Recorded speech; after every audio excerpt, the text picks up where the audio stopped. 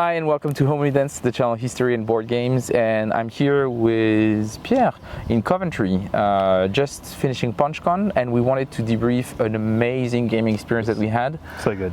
Playing Command and Color Napoleonics Epic with amazing terrain, and it was just such a cool experience. Yeah. I think the first time I saw this happen was at AAR a couple of years ago. Yeah, a couple of years ago. And I thought it was such a great way to get people into wargaming and getting them excited.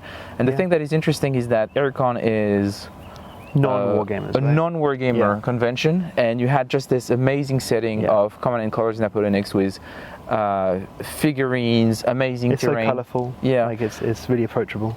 And playing teams. And so I wanted us to talk about this and talk about our experience and give also the mic to the people who are organizing this. Yeah.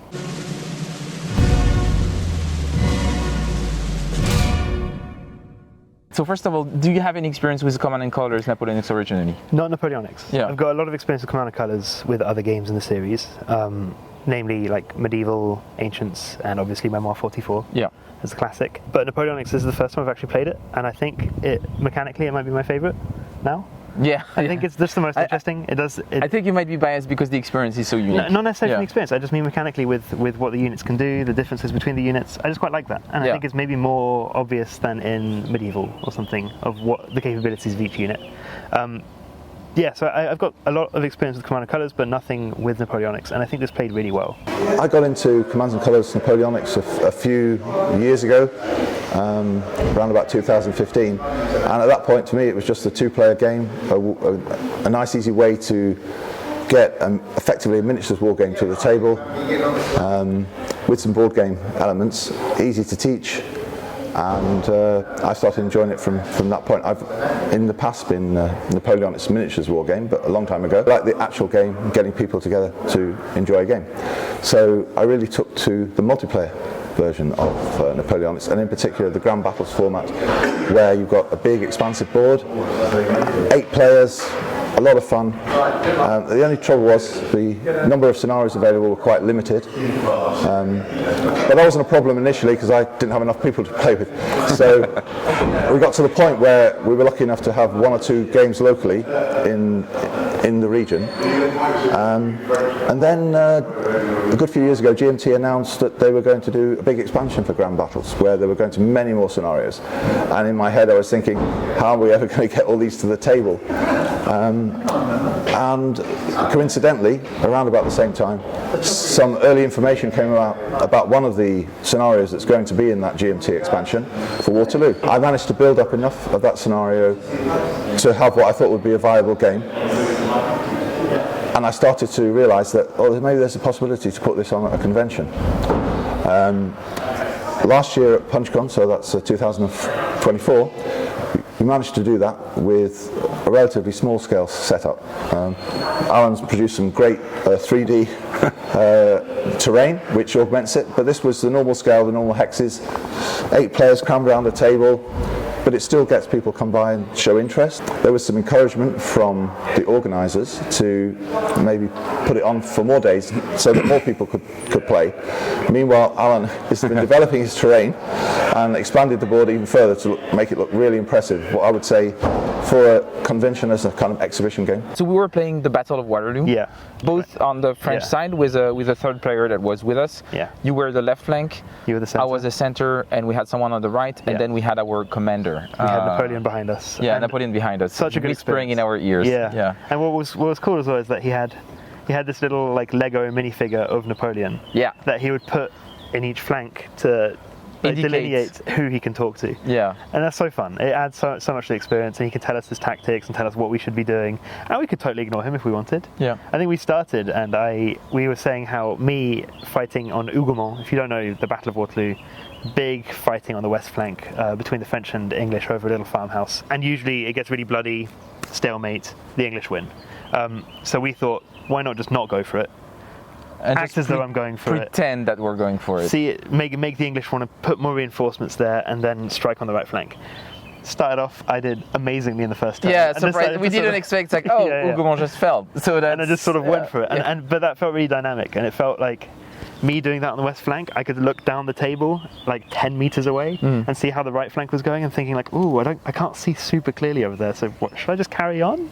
Should I just keep going and see what I can do?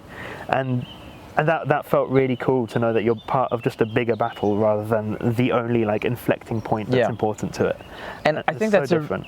For me that was really the thing, is that it's amazing to feel like you're part of a bigger thing. Yeah. And in a lot of ways, it makes for a way more compelling experience. Yeah. First of all, narratively. Yeah. Because you're just doing your thing, and you see things happening left and right, and you're trying to figure out what's your role in the battle. So that's the first thing. And then I think outside of it, as a game experience, I think it's pretty cool because you're in a team and it feels different. Yeah. And in a lot of ways, it feels more cheerful because you are just with like you are like we're sitting down next to each other. Yeah, exactly. You have buddies with you that are also fighting with you, and it's not just you like fighting. Even if it's a friend of yours in front of you, like you literally have game friends like that are on your side, and you're cheering up for each other and hoping for the best, and I feel like it feels very different. It really feels different, and I think what feels different to other multiplayer cooperative games where you're in teams is that most games that you'll see at convention like this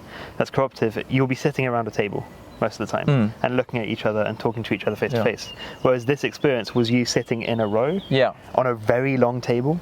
I barely talk to the guy on the right flank. Yeah, because you don't know what's happening over there. Yeah, because I don't know what's happening over there because of the format where he's literally over there, but we were still having like we were still like looking over to each other being like, are you good? Like that sort of thing. And it really feels more dynamic and more like immersive than feeling in a circle and being able to really strategize by really whispering over here, you know. And we're not allowed really to communicate that much. Yeah. We're not allowed to say what cards we have and everything. and it's really cool to have just Napoleon just walking behind you and thinking and just and sometimes you see his horse coming on your step and it's like, am I gonna get reprimanded, or is he gonna give me a task that I'm not able to do because I just cannot do it? And you could tell both commanders, the Wellington and Napoleon, just felt, I don't think they were out of their depth or anything, but I think they were both sort of like looking at it being like, oh my god, what am I going to do now? Which was interesting because originally I thought that being a commander might be a bit more laid back. Yeah. And they were the two most experienced players in the system. And actually I realized at some point that both of them looked worried, were thinking a lot, were looking at a lot of different things. I was like, oh, it's weird because they're not actually moving units on the map, but they are making so many decisions and all of them looks like it was excruciating to them. And their decisions are impactful at the end of the day. Like, we're extremely impactful. And I think it's hard to find a system that has that, where we, as like the core commanders on each flank, feel like our decisions and our moves are the important ones in the games. Like, we are moving, we are rolling this die to hit. Great, I've taken the farm, you know. Whereas for them, their moves feel just as important. Like, this whole flank needs to thrust forward, so I'm going to give them a really good card. And that dynamic of what is important to one player at one scale is entirely different to another player at a different scale on the same team. You know, it's not just asymmetric for different teams, but it's asymmetric within the same team. I've been playing Warhammer Games Workshop since I was a teenager, so I've always enjoyed the painting. I've always been very crafty into designing bits for board games, so like Terraforming Mars, if you know those ones and whatnot. I would then hand make the bits to go with it, the forest, the cities and whatnot. Because I just enjoy crafting, I need a project in my head to then focus on that. And going from, at one stage, I went from wargaming with Games Workshop to miniatures to going to board games, but I still enjoyed the wargame element of it. So then, living locally to these guys, and some of them, the war game has been part of the board game group, I kind of got into the Command and Colours Napoleonics. I was introduced it, and then took part in one of Mark's battles. Loved it. Napoleonics is one of my favourite eras of history. Every time someone puts an idea in my head, to be like, Mark asked for some scenery, so I went, oh, okay, I can make the trees, I can make the towns, and then, what can I do to make this look bigger and better? So then I made a whole new terrain at 70 mil hexes, and then because I'm a miniature gamer at heart, many miniatures have come out at 15 mil, so it's like, well, how do I put these on the battlefield? So then I've made the hexes that you can probably see, you know, that you've done here. So, and it does, like, it gives a lot more space. Feels like a bigger battlefield, because I've always liked the idea of smaller units. So the epic scale of anything makes you feel like you're in charge of a full army or a corps or whatever it is, as opposed to just a skirmish at the 28 mil scale of stuff. So it's any excuse to play war games and chuck dice I love it. It's fun. It's just a lot of fun. It's a lot of fun, and that's the thing that is interesting. That when we're talking about it, it feels like we're talking a very in-depth, complex war game. It actually isn't, and this is what is great about this, is that it's one of the most fun and involved and immersive wargame experience that you can have, and at the same time it's extremely accessible. Yeah, where the rules just melt away. And and I think that those two guys coming together to make this amazing experience, I'm so thankful for them doing this, because it also makes it accessible to people who would probably never play a war game. And they're running it all weekend here. It's so awesome. Nice. And they did the same thing last year, and they'll do it next year, I'm sure. It's so generous also to give your time. You're going to a convention like this, and you're like spending time with, like, helping people play and enjoying themselves. It's just amazing. It's fantastic. So if you get a chance, definitely do it. Yeah, definitely try it. So you can find them mostly in the UK, but maybe they go on the world tour. Who knows? I mean, who knows? They'll get funding one day, I'm sure. Thanks everyone. Bye bye.